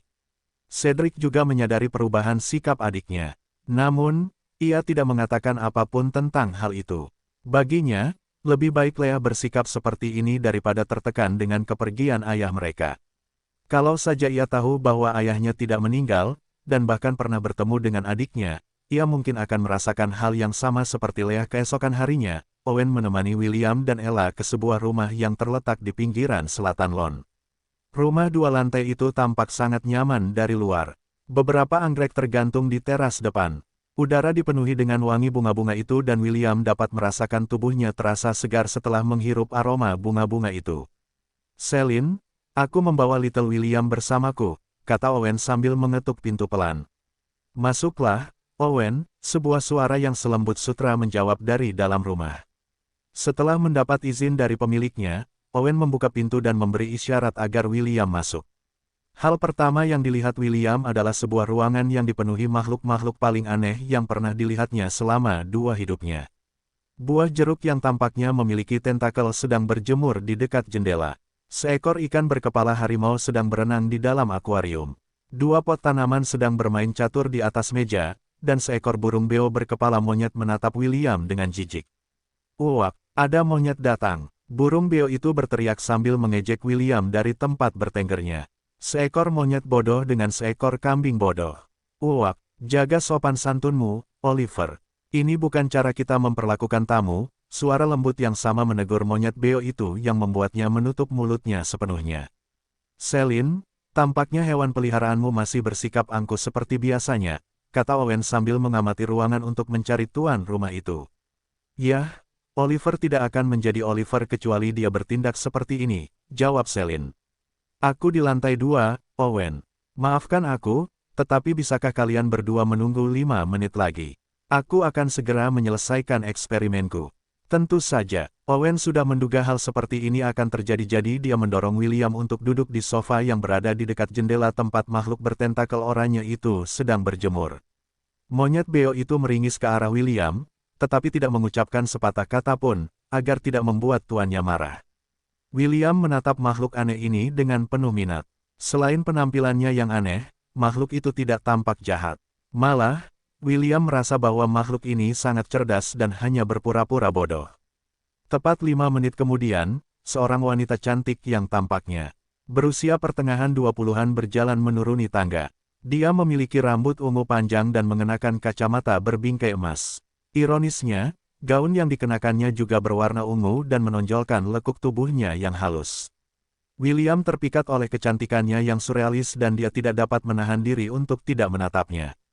Dia seperti lukisan yang indah dan setiap sisinya tanpa cacat. "Kamu cukup imut, tapi maaf, aku tidak tertarik pada anak laki-laki yang bahkan belum memanjangkan rambut mereka." Celine mengedipkan mata nakal pada William yang membuat jantung anak muda itu berdetak kencang di dalam dadanya. Sial, kecantikannya lebih dari 10.000. William menelan ludah saat menatap wanita cantik di depannya. Sejauh ini, Celine mungkin adalah wanita tercantik yang pernah dilihatnya dalam hidupnya. Dia bahkan lebih cantik dari cinta pertamanya, Belle. "William, hei, anak muda, apakah kamu masih bersama kami?" Owen menggoda anak laki-laki itu sambil menepuk pipinya pelan. "Meyeh," suara Ella menyadarkan William dari lamunan. Dia kemudian menggaruk kepalanya untuk menyembunyikan rasa malunya. "Jangan khawatir, tidak akan ada yang menertawakanmu." Owen menepuk bahu anak laki-laki itu. "Jika aku tidak menikah, aku pasti sudah menyatakan cinta padanya sejak lama." Celine mendengus. "Maaf, aku juga tidak tertarik pada sapi tua yang mengincar rumput muda. Kamu pasti telah menyelamatkan dunia di kehidupan masa lalumu untuk memiliki Sarah dalam hidupmu sekarang." "Yah, kuakui istriku mungkin tidak secantik dirimu, tapi dia cukup bersemangat di ranjang," jawab Owen dengan ekspresi puas. Celine, William, Ella, dan si monyet beo menatap bajingan tua itu dengan jijik. Semua ekspresi mereka hanya mengatakan satu kata dan itu adalah sampah. Owen tidak terpengaruh oleh tatapan jijik mereka. Bahkan, dia merasa itu adalah pujian tertinggi. Celine mendengus sekali lagi sebelum menatap pemuda di depannya. "William, benarkah? Izinkan aku memecahkan gelembungmu, anak muda," kata Celine sambil membetulkan kacamata di wajahnya. "Kau tidak akan bisa mempelajari ilmu hitam hanya karena kau ingin mempelajarinya. Hanya mereka yang memiliki ketertarikan pada ilmu hitam yang akan mampu menggunakan kekuatannya." "Aku mengerti, tapi tolong, beri aku kesempatan," jawab William dengan tekad. "Jika aku benar-benar tidak memiliki ketertarikan pada ilmu hitam, maka aku tidak akan melanjutkan masalah ini lebih jauh." Untuk anak berusia 10 tahun, kau benar-benar pemberani. Celine menganggukkan kepalanya sebagai tanda penghargaan. Baiklah, mari kita lihat apakah kau memiliki ketertarikan pada sihir hitam. Owen memberitahuku bahwa kau telah mempelajari sihir es. Benarkah itu? Ya, menarik. Celine memanggil bola kristal di tangannya dan memberi isyarat kepada William untuk mendekat. Letakkan tanganmu di atas bola kristal itu. William melakukan apa yang diperintahkan. Beberapa detik kemudian, kepingan salju muncul di dalam bola kristal. Celine mengamatinya selama beberapa detik sebelum menggelengkan kepalanya. Maaf, kau tidak memiliki ketertarikan pada sihir hitam, kata Celine. Aku sarankan kau fokus saja pada sihir esmu. Owen dan Celine mengira William akan merasa tertekan karena hasilnya. Namun, alih-alih depresi, apa yang mereka lihat membuat mereka bingung. Kenapa kau tersenyum? Celine mengerutkan kening. Bukankah aku baru saja memberitahumu bahwa kau tidak memiliki ketertarikan pada ilmu hitam?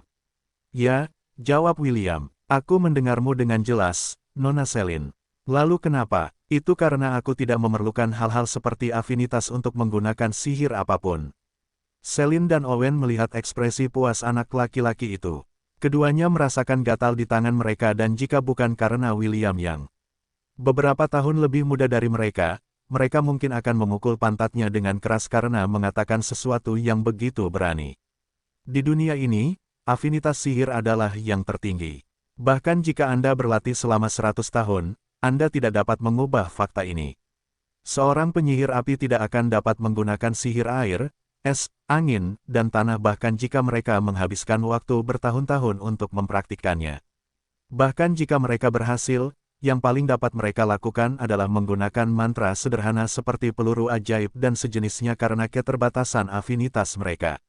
Ada kasus langka di mana orang dilahirkan dengan 2 afinitas dan, pada kesempatan yang sangat langka, beberapa bahkan memiliki 3 afinitas.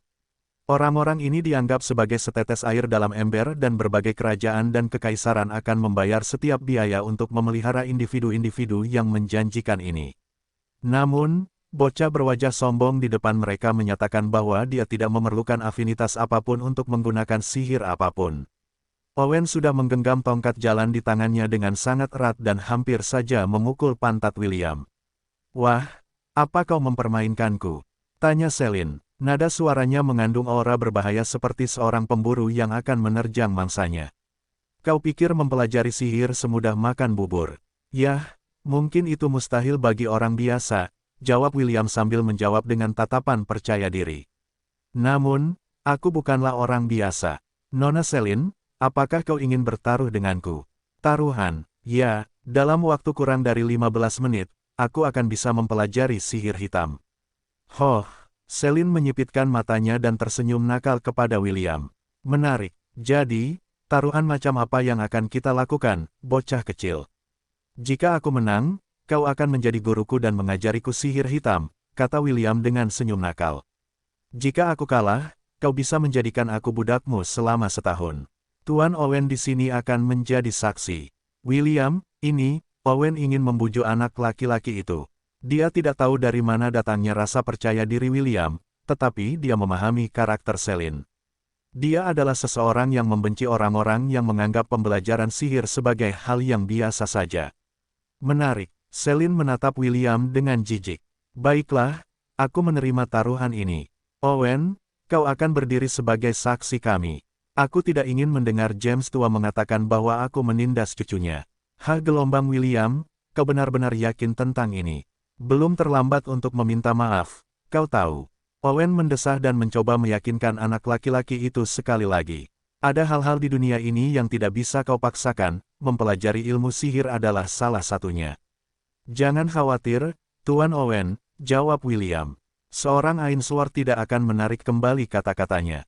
Melihat anak kecil itu tidak berniat untuk mundur selangkah pun, Owen mengeluarkan perkamen kosong dari cincin penyimpanannya dan membaca mantra. Kata-katanya terbang di udara dan menari-nari di sekitar perkamen itu sehingga membuatnya bersinar putih. Setelah nyanyian itu berakhir, perkamen itu melayang di antara Celine dan William. Ini adalah kontrak yang akan mengikat sumpah kalian dengan darah, Owen menjelaskan. William, ini terakhir kalinya aku akan bertanya. Apa kau yakin tentang ini? Tentu, aku yakin, jawab William sambil tersenyum. Jika kau benar-benar berhasil, aku tidak keberatan memanggilmu Tuan Muda mulai sekarang, kata Selin dengan suara berirama yang membuat anak muda itu merasa pusing. Owen mengeluarkan belati kecil dari cincin penyimpanannya dan menusuk ujung jari William. Tetesan darah itu terbang ke dalam kontrak sehingga membuatnya bersinar merah tua. Dia melakukan hal yang sama pada Selin. Saat darahnya menyatu dengan kontrak itu, cahaya yang menyilaukan muncul dan membelah kontrak itu menjadi dua bagian. Mereka berubah menjadi sinar cahaya dan menembus dada William dan Selin. Sebuah suara monoton terdengar di udara dan menyampaikan pernyataannya. 15 menitmu dimulai sekarang. Nona Selin, bolehkah saya meminjam senjata Anda sebentar? Tanya William. Saya berjanji tidak akan melakukan apapun pada senjata itu. Saya hanya perlu memegangnya untuk memperoleh afinitas terhadap sihir hitam. Ini pertama kalinya saya mendengar seseorang memperoleh afinitas hanya dengan memegang senjata. Tapi tentu, ini dia. Selin memanggil Grimoire dan menyerahkannya kepada William. Karena kontrak telah dibuat, dia tidak akan bersikap picik dengan menolak kebutuhan anak laki-laki itu untuk membuktikan klaimnya. Owen memperhatikan dari samping dengan ekspresi serius. Ini juga pertama kalinya dia mendengar seseorang memperoleh afinitas hanya dengan menyentuh senjata milik orang lain. Dia setengah ragu dan setengah berharap William akan menunjukkan sesuatu yang belum pernah dia lihat sebelumnya. Tanda hubung tanda hubung tanda hubung tanda hubung tanda hubung. Grimoire of Forbidden Dreams. Grimoire yang dulunya milik penyihir hitam yang dikenal sebagai Dream Eater. Memberdayakan pemiliknya untuk memiliki kemampuan mengunjungi mimpi orang dan mengubah alam mimpi mereka menjadi terminal, yang dapat dimasuki pemiliknya sesuka hati. Meningkatkan stat kecerdasan sebesar 100. Meningkatkan ketahanan terhadap kutukan sebesar 50%. Memungkinkan penggunaan skill kurang dari Dream Eater lebih besar dari 3 kali sehari. Tanda hubung tanda hubung tanda hubung tanda hubung tanda hubung. Kurang dari ding. Lebih besar dari. Kurang dari apakah Anda ingin memperoleh kelas pekerjaan Dark Mage? Lebih besar dari. Kurang dari ya tidak lebih besar dari. Tanda hubung tanda hubung tanda hubung tanda hubung. William tersenyum dan memilih ya. Segera ia meminta sistem untuk menukar kelas pekerjaan Ice Mage dengan kelas pekerjaan Dark Mage. Kurang dari selamat, host telah memperoleh kelas pekerjaan Dark Mage. Lebih besar dari, kurang dari host telah mempelajari skill, Time lebih besar dari. Kurang dari host telah mempelajari skill, Seed of Darkness lebih besar dari. Terima kasih, Nona Selin. William mengembalikan Grimoire kepada wanita cantik di depannya. Sama-sama, jawab Selin sambil membuka buku di tangannya. Jadi, apakah Anda memperoleh Dark Affinity dengan memegang buku saya? Alih-alih menjawab pertanyaannya, William membuka telapak tangannya dan melantunkan. Seed of Darkness. Setetes air mata berwarna merah darah melayang di tengah telapak tangan William. Selin tersentak, sementara mata Owen membelalak kaget.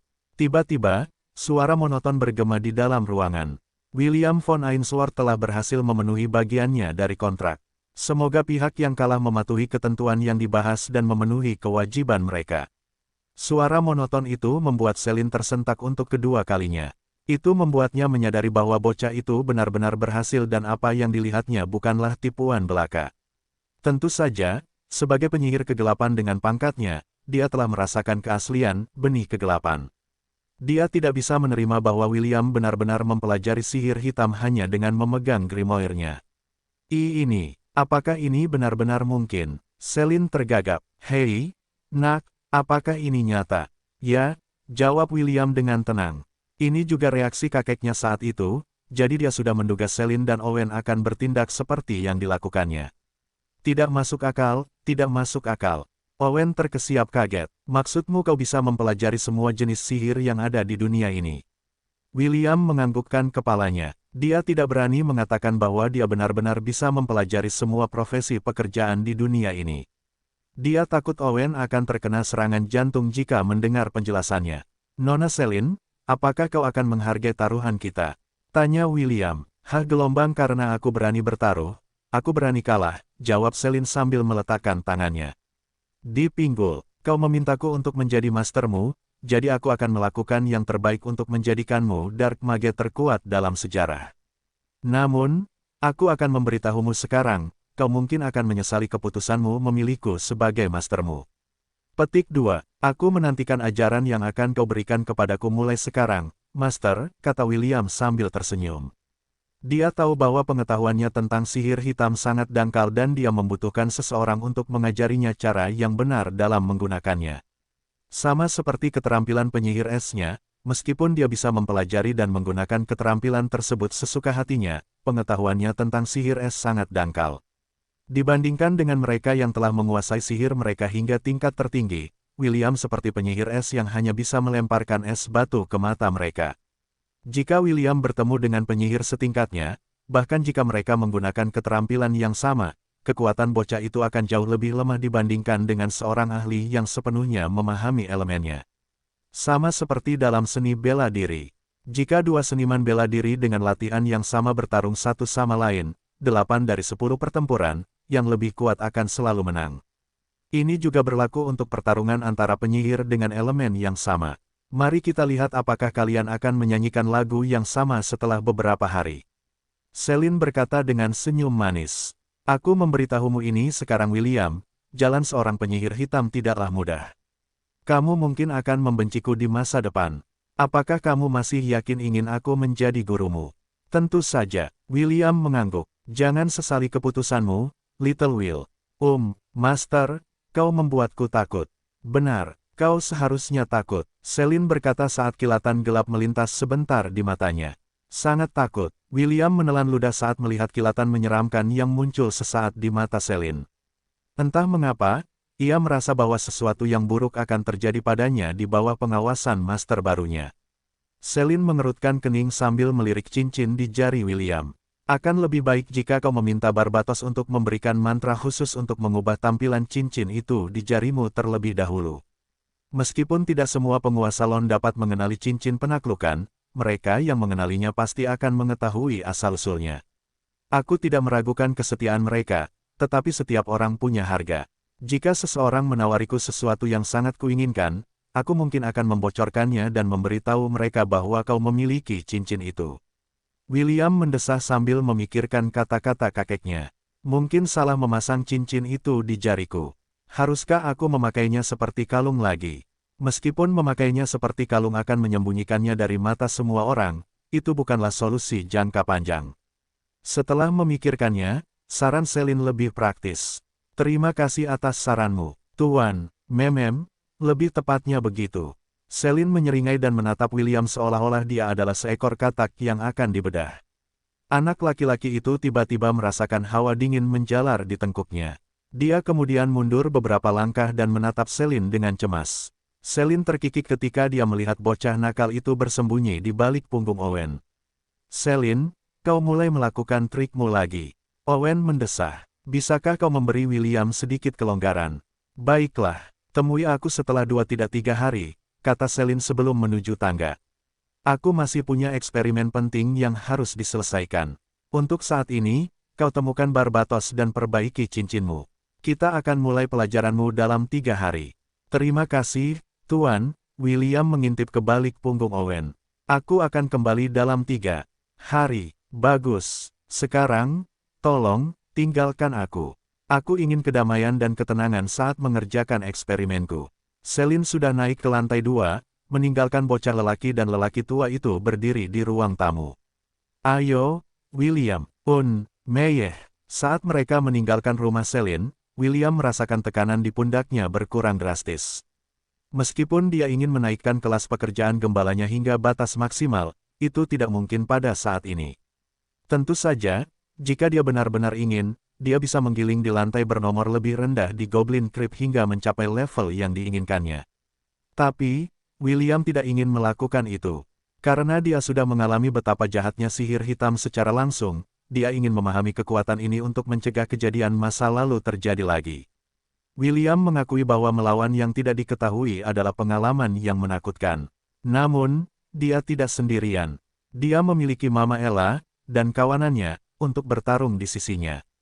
Bocah itu menepuk leher Mama Ella saat dia menungganginya. Jangan khawatir, Mama, kita akan menang lain kali. Aku janji, Meyeh. Owen memperhatikan kambing dan anak laki-laki kecil itu memimpin dan berjalan menuju ke arah kediaman Ainsworth. Wajahnya yang belum dewasa dan tubuhnya yang kecil tidak berbeda dari anak berusia 10 tahun manapun di Lon. Itu adalah matanya, mata hijaunya yang jernih selalu melihat ke depan. Teguh, tak kenal kompromi, dan pantang menyerah. Mata anak laki-laki itu mengingatkan Owen pada ayah William. Pria yang seorang diri mencegah iblis menyerang benua peri Silvermoon. Ayah William, Maxwell von Ainsworth, juga dikenal sebagai penakluk penjara bawah tanah. Pria yang diakui para peri sebagai pahlawan. Dia juga orang yang telah memenangkan hati Saintess of the World Tree, Lady Arwen.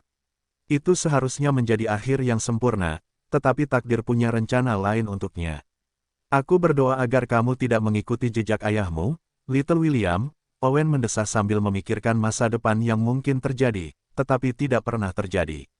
Demi kebaikanmu, dan demi keluarga Ainsworth, aku harap William meletakkan kepalanya di perut Ella yang lembut dan halus saat dia membaca dua skill yang dia peroleh dari memperoleh Dark Mage Job Class.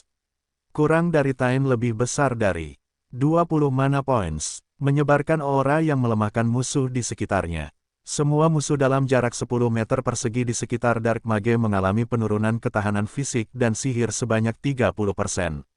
Meningkatkan kemungkinan memberikan efek status pada musuh dalam jangkauan aura. Durasi skill, 10 menit. Tanda hubung tanda hubung tanda hubung tanda hubung tanda hubung. Kurang dari Seed of Darkness lebih besar dari 20 mana points. Memberikan Dark Magic berdenyut terus-menerus pada musuh selama 10 detik.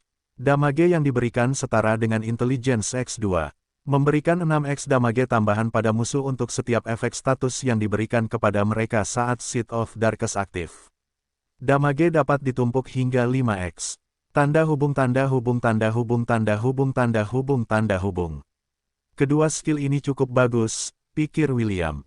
Sekarang mari kita periksa skill lain di bawah Dark Mage Job Class. William tidak dapat menahan kegembiraannya untuk tidak muncul di wajahnya saat dia membuka Dark Mage Skill Tree. Sebelumnya, dia tidak sempat memeriksa skillnya karena dia masih di hadapan Celine dan Owen. Sekarang dia sendirian, tidak ada yang dapat menghentikannya dari menjelajahi job class yang hampir menyapu bersih seluruh partinya. Tanda hubung tanda hubung tanda hubung tanda hubung tanda hubung. Tanda hubung tanda hubung tanda hubung tanda hubung tanda hubung. Kurang dari dispel lebih besar dari 10 mana points. Memiliki kesempatan untuk menghilangkan buff negatif ke target tergantung pada level skill pengguna. Tanda hubung tanda hubung tanda hubung tanda hubung tanda hubung. Deadly Venom, 10 mana points. Menembakkan orb racun terkonsentrasi ke musuhmu. Memiliki kesempatan yang sangat tinggi untuk meracuni musuh. Tanda hubung tanda hubung tanda hubung tanda hubung. Kurang dari kontagion lebih besar dari 10 mana points. Rank touch. Tanda hubung tanda hubung. Target mengontrak salah satu efek status berikut secara acak, blind, poison, paralysis, fear, awakened, dan deafened. Tanda hubung tanda hubung tanda hubung tanda hubung tanda hubung. Kurang dari void arrow lebih besar dari 10 mana points. Menembakkan anak panah kegelapan ke target yang dapat menyebabkan kebutaan. Kurang dari Dark Whip lebih besar dari 10 mana points. Memunculkan cambuk energi gelap. Dapat digunakan untuk menyerang, bertahan, atau membiarkan pengguna bermanuver di medan. Tidak lebih dari 2 Dark Whip dapat dibuat pada satu waktu. Kerusakan yang diberikan setara dengan Intelligence X2. Tanda hubung tanda hubung tanda hubung tanda hubung. Kurang dari Confuse Ray lebih besar dari 20 mana points. Menembakkan seberkas cahaya merah ke target yang dapat menyebabkan kebingungan. Setelah mantra berhasil, target akan memasuki kondisi mengamuk. Ia akan menyerang siapapun dalam jangkauannya secara acak. Tanda hubung tanda hubung tanda hubung tanda hubung tanda hubung. Kurang dari sentuhan tak suci lebih besar dari 20 poin mana. Membutuhkan 5 poin keterampilan untuk membuka. Sentuhan jarak jauh. Mencegah target dari generasi. Mantra penyembuhan, ramuan, dan item lain dengan efek penyembuhan akan menjadi tidak efektif saat Unholy Touch aktif. Durasi skill, 20 detik. Tanda hubung tanda hubung tanda hubung. Kurang dari Spectral Hand lebih besar dari. Memanggil tangan hantu yang bergerak sesuai keinginanmu, memungkinkanmu untuk memberikan mantra level rendah, jangkauan sentuhan dari jarak jauh. Tangan hantu juga dapat menggunakan Dark Whip. Tanda hubung tanda hubung. Tanda hubung tanda hubung tanda hubung tanda hubung tanda hubung. Kurang dari Dark Might lebih besar dari 10 mana points. Menanamkan senjata dengan elemen gelap. Kurang dari Dark Mastery lebih besar dari. Meningkatkan peluang memberikan mantra status ke musuh sebanyak 10%. Meningkatkan kerusakan Dark Magic sebanyak 10%. Efek ini bertumpuk dengan skill Tine. Tanda hubung tanda hubung tanda hubung tanda hubung tanda hubung. Kurang dari Shadow Conjuration lebih besar dari 100 mana points. Menciptakan replika bayangan dari target. Bayangan yang tercipta mampu memanifestasikan kekuatan target sebanyak 30%. Bayangan yang tercipta dapat menggunakan skill atau mantra apapun yang dimiliki target. Kamu hanya dapat memerintahkan bayangan untuk menyerang atau bertahan. Bayangan itu tidak akan mendengarkan perintah lainnya. Hanya satu bayangan yang dapat ada pada satu waktu. Tanda hubung tanda hubung tanda hubung tanda hubung. Kurang dari menyatu dengan kegelapan lebih besar dari. Meningkatkan ketahanan kamu dan sekutumu terhadap sihir hitam sebesar 10%. Mengurangi efek dan durasi status penyakit yang diberikan kepadamu dan sekutumu sebesar 10%. Tanda hubung tanda hubung tanda hubung tanda hubung tanda hubung. William akhirnya mengerti bahwa sihir hitam tidak seperti sihir elemen lain yang memberikan kerusakan yang menghancurkan. Sihir itu lebih berfokus pada melemahkan target dan menggunakan momen kelemahannya untuk menghabisinya menggunakan Seed of Darkness. Selain itu, Spectral Hand bersama dengan Shadow Conjuration memberi William banyak alternatif untuk meningkatkan kutukannya hingga batasnya. Meskipun Seed of Darkness mungkin terlihat seperti skill yang lemah, mematikannya akan bersinar begitu target terkena satu atau lebih status penyakit. Bahkan mungkin lebih kuat dari Glacial Lens milikku pada level maksimal, gumam William. Tidak, yang ini jelas lebih kuat. Benih kegelapan ini cukup menyeramkan. Ini jelas serangan sihir terkuat di gudang senjataku saat ini, tetapi syaratnya adalah efek status harus diterapkan pada target. Yang tidak diketahui William, dan Celine tidak memberitahunya, adalah bahwa skill kurang dari benih kegelapan lebih besar dari adalah skill yang sangat langka. Itu mirip dengan skill kurang dari pemakan mimpi lebih besar dari yang bisa diperoleh dengan menggunakan Grimoire milik Celine. Di benua tengah, selain William, hanya ada 5 orang yang bisa menggunakan skill ofensif milik penyihir kegelapan ini. Celine adalah salah satu dari 5 orang itu. Ini membuktikan betapa langkanya skill ini. Jadi, mana yang harus kuambil lebih dulu? William merenung. Haruskah kupilih kurang dari One with the Darkness lebih besar dari terlebih dulu untuk meningkatkan ketahanan semua orang terhadap sihir hitam? Atau haruskah kupelajari skill efek status seperti Void Arrow atau Confuse Ray terlebih dulu? William telah melihat seberapa efektif Void Arrow karena ia mengalaminya sendiri. Sedangkan Confuse Ray, itu bahkan tidak perlu disebutkan. Ella mengamuk di tengah serangannya adalah pemandangan yang sangat menakutkan untuk dilihat. Tentu saja, jika ia ingin bersikap praktis, ia bisa saja mengambil skill Dispel yang secara efektif dapat menghilangkan buff negatif pada target daripada mengambil skill kurang dari One with the Darkness lebih besar dari. Pada akhirnya ia memutuskan untuk menaikkan level Job Dark Mage-nya ke level 15 terlebih dulu sebelum menantang Hobgoblin Shaman. Berkat restu Gavin, ia akan memiliki 45 poin skill yang tersedia saat ia mencapai level targetnya. Itu akan lebih dari cukup untuk mendapatkan set skill yang ia butuhkan untuk membalas dendam dengan Hobgoblin Shaman. Selangkah demi selangkah, William tersenyum saat ia menantikan kunjungan ke Goblin Crypt malam ini. Untungnya, aku menemukan ilmu hitam lebih awal. Jika tidak, aku mungkin akan menjadi sombong karena telah menjelajahi Goblin Crypt dengan lancar. Setelah mengalahkan Millennial Beast, kepercayaan diri William meningkat pesat. Hanya insiden terakhir melawan Hobgoblin Shaman yang berhasil menjatuhkannya. Sementara William sibuk melamun tentang kemenangannya melawan Hobgoblin Shaman, Leah muncul di kandang kambing mencarinya. "Apa kau tidak bosan tinggal dengan kambing sepanjang hari?" tanya Leah sambil melihat anak laki-laki malas yang berbaring dengan nyaman di perut mamanya. "Kakak, selama aku bersama mama, aku tidak akan pernah bosan," jawab William sambil tersenyum. "Meyeh," Ella menganggukkan kepalanya tanda setuju. Leah menatap William dengan tatapan ingin tahu. "Kau tampak sangat tenang. Sepertinya tidak ada yang memberitahumu berita terbaru tentang apa yang terjadi di kerajaan kita." Apakah ada yang perlu aku ketahui?" tanya William. Ia tahu bahwa kakeknya terus mengikuti berita terbaru di kerajaan dengan bantuan burung pembawa pesan yang dikirim oleh teman-teman dan kenalannya. John dan Blitz juga akan meninggalkan kota selama 1 atau 2 hari untuk melihat situasi terkini Bistide. William telah pingsan selama 3 hari sehingga ia tidak mengetahui perkembangan terkini di kerajaan. Karena pacar, sepupunya sedang mencarinya, Sepertinya sesuatu yang besar memang telah terjadi saat ia sibuk memikirkan masalahnya sendiri. Leah mendesah saat ia memberi William berita terbaru yang baru saja tiba dari garis depan. Benteng Windermere telah diserbu oleh Bistide, kata Leah dengan ekspresi serius. Lebih dari separuh pembela telah tewas. Mereka yang selamat diselamatkan oleh Brigade Griffon dan dibawa ke benteng Winkeep untuk memperkuat garis pertahanan kedua. William mengerutkan kening. Jika ingatannya benar, benteng Winkeep adalah garis pertahanan kedua kerajaan jika benteng Windermere jatuh ke Bistide. Selama Bistide sebelumnya, pertahanan benteng telah diperkuat karena meningkatnya kekuatan setiap serangan terhadap kerajaan. Meski begitu, benteng itu masih jauh lebih lemah dibandingkan dengan benteng Windermere. Apa yang direncanakan kakekku? Tanya William. Apakah dia saat ini berencana untuk bergabung dalam pertempuran dan mendapatkan pahala untuk kerajaan? Leah menggelengkan kepalanya. Aku tidak tahu apa yang direncanakan kakek. Namun, begitu benteng Winkeep berhasil ditembus, Bistide akan memiliki akses terbuka ke wilayah dalam kerajaan Helan. Kurasa kau tidak perlu khawatir tentang ini, kakak, komentar William. Aku yakin semua orang di kerajaan, termasuk para bangsawan, akhirnya menyadari betapa buruknya situasi ini.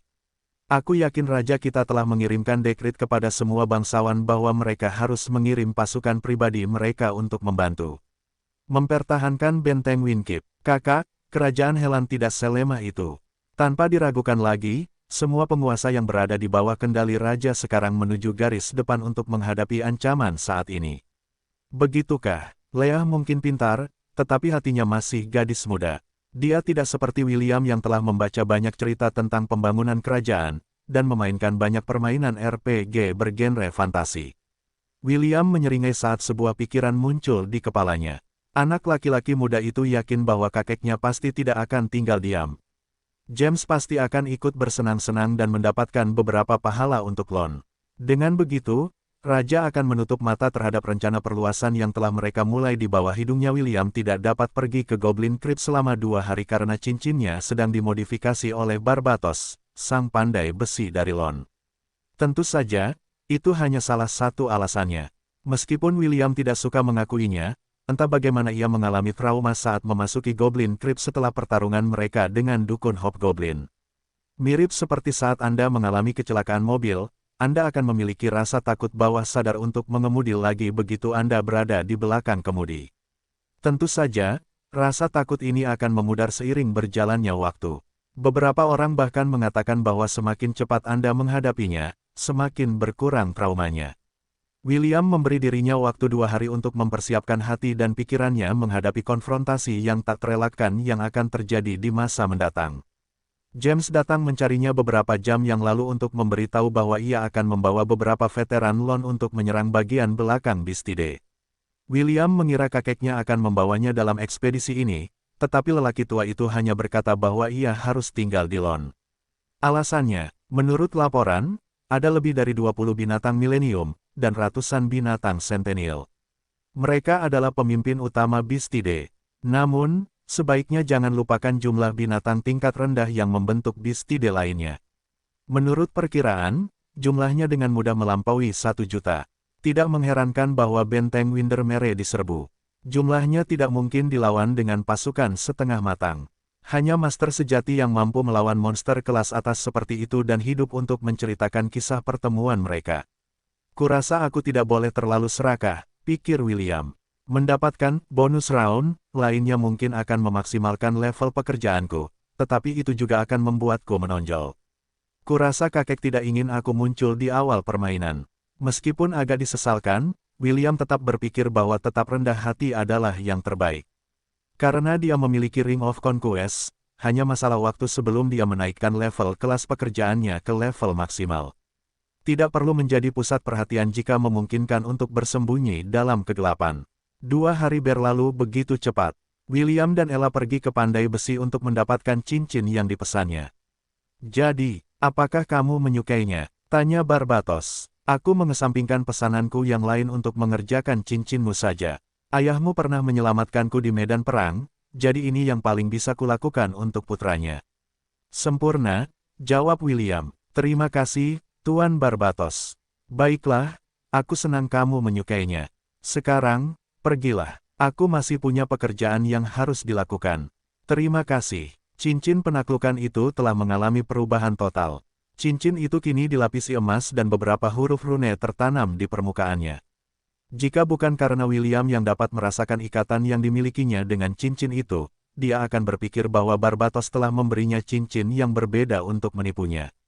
Melihat ekspresi bahagia William, Barbatos merasa bahwa semua usaha yang telah dilakukannya selama 2 hari terakhir ini tidak sia-sia. Tidak mudah untuk memasang mantra pada cincin itu karena itu adalah cincin yang ditempa dengan api tir, yang hanya dapat ditemukan di dalam kerajaan iblis. Barbatos, bersama dengan sahabatnya, Seraphis sang perajin perhiasan, bekerja sama untuk menempelkan kata-kata rune di sepanjang permukaan cincin. Itu adalah tugas monumental yang dilakukan oleh 2 orang ahli. Bahkan jika Raja Iblis yang berkuasa menatap cincin itu, dia pasti tidak akan dapat mengenalinya. William membungkuk berkali-kali untuk mengungkapkan rasa terima kasihnya sebelum dia meninggalkan bengkel pandai besi itu. Barbatos memperhatikan kepergiannya sambil tersenyum. Ketika anak laki-laki itu tidak terlihat lagi, ia kembali ke bengkelnya untuk menyelesaikan pekerjaan yang telah dipesannya selama 2 hari terakhir. Tanda hubung tanda hubung tanda hubung tanda hubung tanda hubung. William, oi, William, Theo memanggilnya ketika melihat William berjalan melewati rumahnya. Mau kemana? Aku mau pulang. Kenapa? Tanya William balik. Aku mau pergi bersama Chris dan yang lainnya untuk memancing di sungai, jawab Theo. Mau ikut? Memancing? Baiklah, aku ikut. William menganggukkan kepalanya. Ia telah terkurung di dalam kota sejak Bistide dan hal itu berdampak buruk pada kesehatan mentalnya. Memancing di sungai adalah pengalih perhatian yang bagus. Sungai itu hanya berjarak 300 meter dari gerbang Baratlon, jadi orang dewasa yang menjaga gerbang memutuskan untuk menutup mata terhadap anak-anak yang menatap mereka dengan mata memohon. Baiklah, kata penjaga itu setelah mempertimbangkan dengan saksama.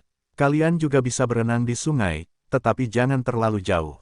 Apa maksudku? Ia dapat memahami apa yang dialami anak-anak itu, jadi ia memutuskan untuk bersikap lebih lunak kepada mereka hari ini. Ya, jawab anak-anak serempak. Seperti segerombolan orang aneh, anak-anak Lon bersorak dan berlari ke arah sungai. Tentu saja, beberapa orang dewasa mengikuti secara diam-diam untuk melindungi mereka dari bayang-bayang. William dan Ella adalah yang memimpin sementara anak-anak lain mengikutinya. Ketika mereka sampai di sungai, beberapa anak yang lebih tua menanggalkan pakaian mereka dan melompat untuk berenang. Tentu saja, tidak semua orang ikut dengan mereka. Yang lain puas dengan mencelupkan kaki mereka ke dalam air untuk mendinginkan kebosanan mereka. Yang tidak disadari anak-anak itu adalah segerombolan buaya sisik gelap saat ini berada di dasar sungai. Buaya-buaya ini, yang panjangnya lebih dari 5 meter, telah bersembunyi ketika pasang surut binatang menerjang wilayah barat kerajaan Helan. Bersama-sama, mereka bermigrasi ke Lon karena tempat ini telah selamat dari bencana. Awalnya, mereka berencana untuk berhibernasi selama beberapa bulan, tetapi suara gaduh anak-anak yang berenang di atas mereka membuat predator dingin ini membuka mata mereka satu persatu. Naluri binatang mereka memberitahu mereka bahwa kesempatan ini adalah sesuatu yang tidak boleh mereka lewatkan.